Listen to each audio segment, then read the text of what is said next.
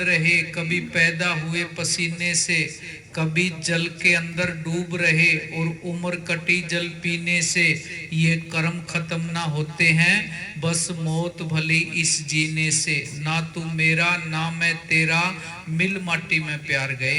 ये 84 लाख जिया जो भुगतने के बाद इंसान का जन्म मिला था, बंदगी करनी थी, सिमरन करना था।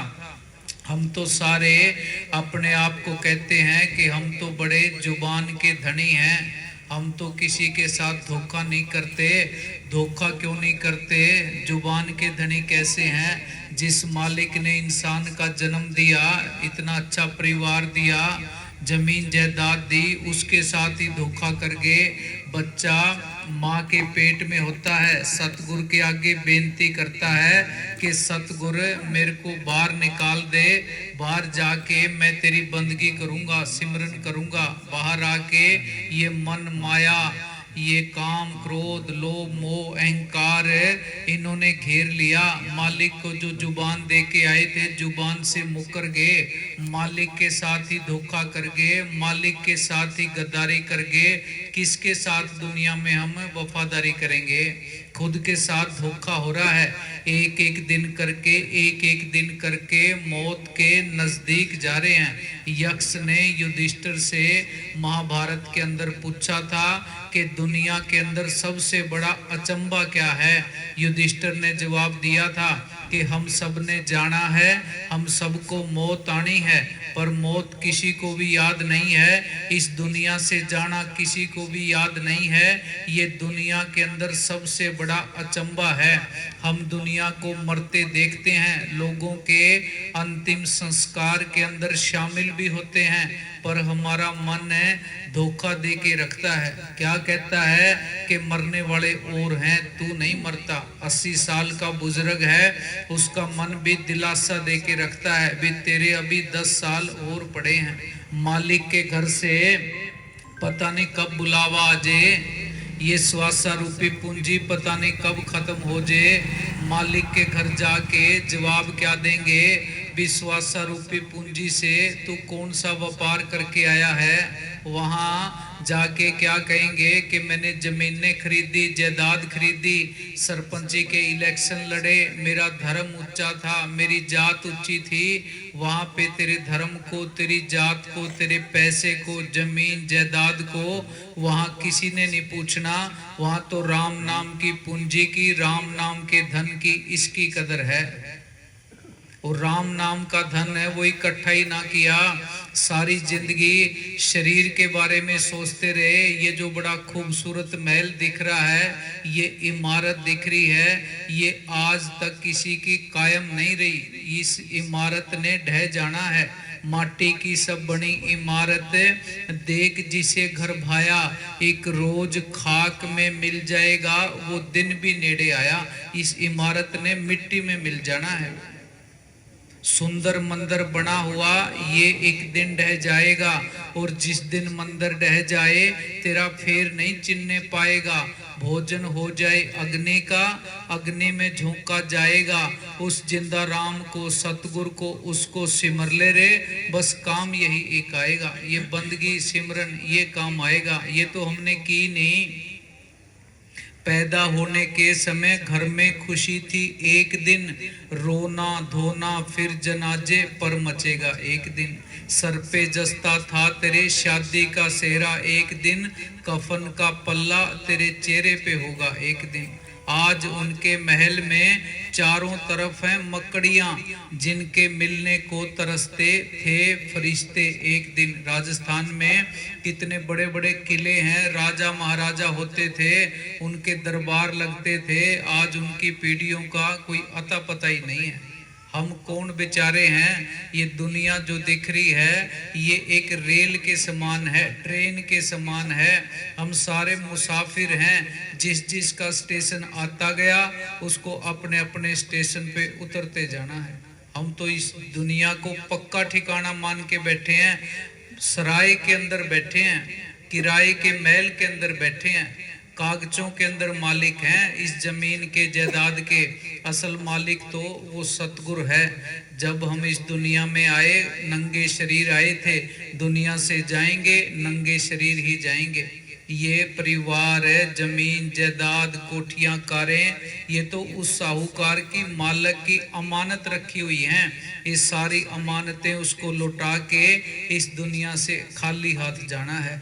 दौलत ताकत व इज्जत पर इतना क्यों मगरूर है? हाथ खाली जाएगा, उठकर यहाँ से एक दिन यहाँ से खाली हाथ जाओगे। था सिकंदर को कभी दुनिया पे छाने का जुनून, क्या खबर थी मौत का होगा निवाला एक दिन। सिकंदर ने सारी दुनिया फतेह की, इस दुनिया से जाने लगा। अपने वजीर को कहा कि मेरे दोनों हाथ अर्थी से बाहर निकाल देना, ताकि दुनिया को पता लग सके कि दुनिया को जीतने वाला सिकंदर इस दुनिया से खाली हाथ जा रहा है। हम रात दिन पसते रहते हैं, बेचैन हुए रहते हैं, परेशान हुए रहते हैं। किस चीज के लिए? उस धन के लिए जिस धन को छोड़ के इस दुनिया से खाली हाथ जाना है। करना क्या था? बंदगी करनी थी, सिमरन करना था। सिमरन किसका करें? कौन से संत के पास जाएं? जितनी ठगी इस धर्म के काम के अंदर है, जितनी ठगी सत्संग के काम के अंदर है, उतनी ठगी दुनिया के किसी भी काम के अंदर नहीं है। ये तस्करों को भी फेल करते हैं। अपने अंदर सतगुरु के आगे बेनती करे कि माल का मेरे को कोई पूरा फकीर मिला। जब अंदर से तसल्ली मिल जाए, फिर गुरु मंत्र लेके सिमरन करना चाहिए। हम सब का गुरु एक ही है। बाहर ना तो कोई गुरु हुआ है, ना कोई गुरु होना है। अंदर वाले शब्द गुरु को, सतगुरु को, उसको गुरु मानना है। बाहर देखो आज गुरुओं से दुनिया भरी पड़ी है। इतने गुरु बन गए, इतने चेले नहीं है। पूर्ण ताकतें इस दुनिया के अंदर आई हैं। उन्होंने अपने आप को गुरु नहीं किया, बाबा नहीं किया, पिता नहीं किया, परम संत नहीं किया, महाराज नहीं किया। क्या कहते हैं? कहो नानक हम नीच कर्मा, तुलसी मैं नीच निकम्मा। कबीर सबते हम बुरे, हम तज भलो सब कोए। जिन ऐसा कर बुझिया मीत हमारा सोए। कबीर साहब कहते मैं तो तुम सबसे बुरा हूँ। अपने आप को जीरो पे रखा है। यूपी में एक तुलसी साहब फकीर हुए हैं। उनका शिष्य था रेवती दास। उसने पूछा कि जी गुरु और चेले का संबंध क्या है? तुलसी साहब ने जवाब दिया कि रेवती दास सुनो तुम भाई, या की विधि कहूँ समझाई। नहीं कोई गुरु नहीं कोई चेला, बोले सब में एक अकेला। जो कोई गुर चेला कर जाना, तो पड़े नरक की खाना। चेला होए नीक विद भाई, गुरु होए 84 जाई। चेले का तो फिर भी छुटकारा है। चेला छोटा तो हुआ, नीमा तो हुआ, गुरु अहंकार से भर गया। मैं गुरु, ये मेरे चेले, सीधा 84 में जाता है, नरकों में जाता है। हाँ जी। भला बुरा सबका सुन ली। भला बुरा क्या, इस चीज की परवाही नहीं करनी। कोई अच्छा कहे बुरा कहे, अपना ध्यान है बंदगी की तरफ रखे। एक एक दिन करके ये स्वासा रूपी पूंजी खत्म हो रही है। कबीर साहब ने लिखा है, कह कबीर तब ही नर जागे, जम का दंड मूंड में लागे। जब जमदूत दरवाजे पे आके खड़े हो जाते हैं, सर पे डंडा मारते हैं, फिर होश आती है, फिर रोता है, चिल्लाता है, पछताता है कि सारी जिंदगी झूठ का व्यापार करता रहा। ना बच्चे साथ देते, ना परिवार साथ देते, ना कोई रिश्तेदार साथ देते। परिवार वाले बुढ़ापे में चार पाई बाहर वाले कमरे में डाल देते हैं। ये सबके साथ ये घटना घटती है, पर ये मन है मानता नहीं है। जीवन खत्म हुआ तो जीने का ढंग आया, जब बुझ गई क्षमा तो महफिल में रंग आया। फुर्सत के वक्त भी ना सिमरन का वक्त निकला, उस वक्त निकला जब वक्त तंग आया। जब स्वासा रूपी पूंजी खत्म हो जाती है, फिर होश आती है। कबीर साहब ने लिखा है कि अंत समय में राम नाम कैसे गाएगा, किया नहीं अभ्यास याद फिर कैसे आएगा। सारी जिंदगी दुनिया का सिमरन किया, रिश्तेदारों का सिमरन किया, परिवार का सिमरन किया, समाज का सिमरन किया, व्यापार दुकान खेती का सिमरन किया, बुढ़ापे के अंदर मालिक याद कैसे आएगा। स्वामी जी महाराज ने लिखा है, मेरी 6 साल की उम्र थी जब मैं सिमरन करने लगा हूँ, अभ्यास करने लगा हूँ, तब जाके अभ्यास पक्का हुआ है। हमें तो याद ही नहीं है, झूठ के अंदर मिथ्या के अंदर जी रहे हैं।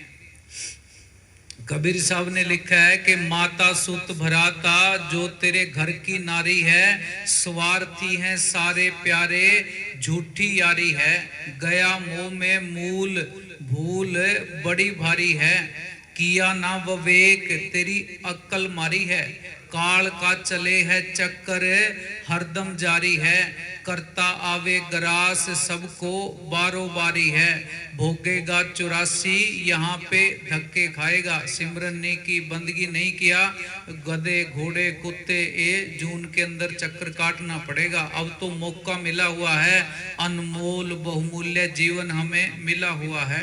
कहता दास कबीरा मेरी मान ले कही, और बात झूठी सतगुर नाम है सही, लगा ले रेतु किनारे नैया जाती है बही, मेरा मेरी करने वाले छोड़ेंगे यहीं, किसी के भी साथ माया देखी ना गई, जिसने जपा जिंदा राम वो ही सुख पाएगा।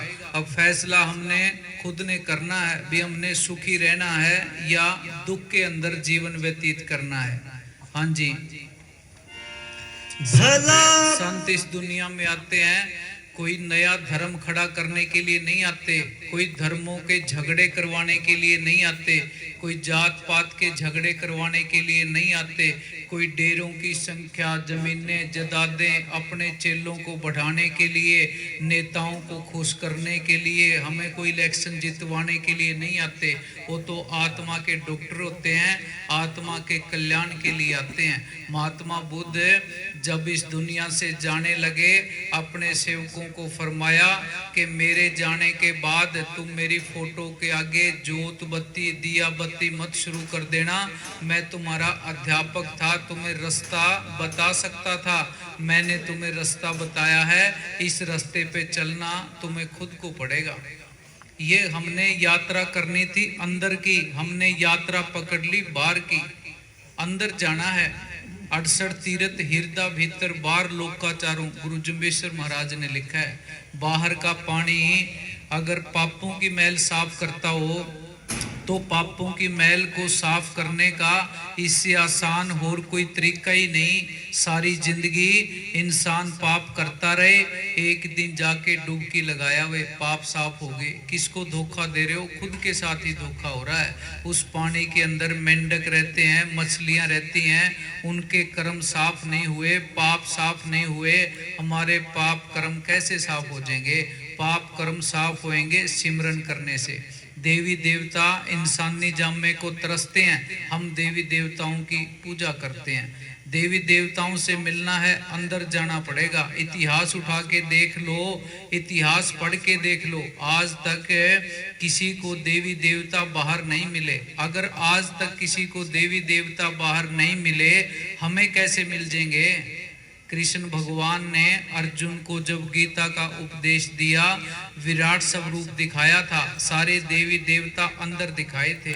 सब देवी देवता अंदर हैं, हमारी आत्मा बैठी है दोनों आंखों के बीच में। ऊपर देवी देवताओं का निवास है शरीर के निचले हिस्सों में। यहाँ से यात्रा करनी थी ऊपर की, हमने यात्रा शुरू कर दी नीचे की। उल्टे राह पड़े हैं। देवी देवता इंसानी जामे को तरस रहे हैं, हम देवी देवताओं की पूजा कर रहे हैं। हाँ जी, प्रसाद ले आओ, वे लेट हो रहे हैं। भला बुरा सबका सुन लीजिए, कर गुजरान गरीबी में मन लगो मेरो यार फकीरी में, मन लगो मेरो यार फकीरी में। जो सुख पाए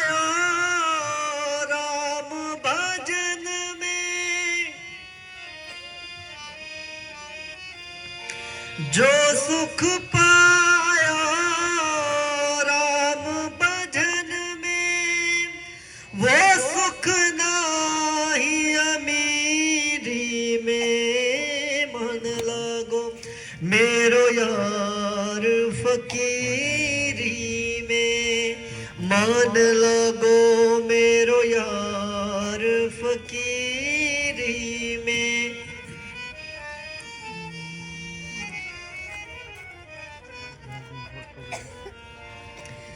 प्रेम नगर में रहती हमारी, प्रेम नगर में रहती हमारी, भली बनाई इस बुरी में मन लागो मेरो यार फकीरी में, मन लागो मेरो यार फकीरी में। आखिर ये तन खाक मिलेगा, आखिर ये तन खाक मिलेगा, कहाँ फिरत मगरूरी में मन लागो मेरो यार फकीरी में, मन लागो मेरो यार फकीरी में। कहत कबीर सुनो भाई साधा, कहत कबीर सुनो भाई साधा, साहिब मिले सबूरी में मन लागो मेरो यार फकीरी में। जो सुख पाया राम भजन में,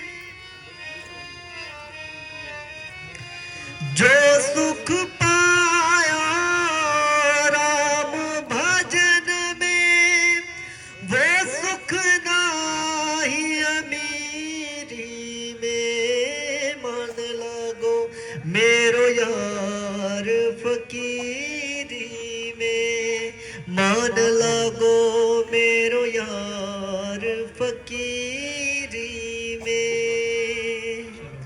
धन धन सतगुरु तेरा ही आसरा जी।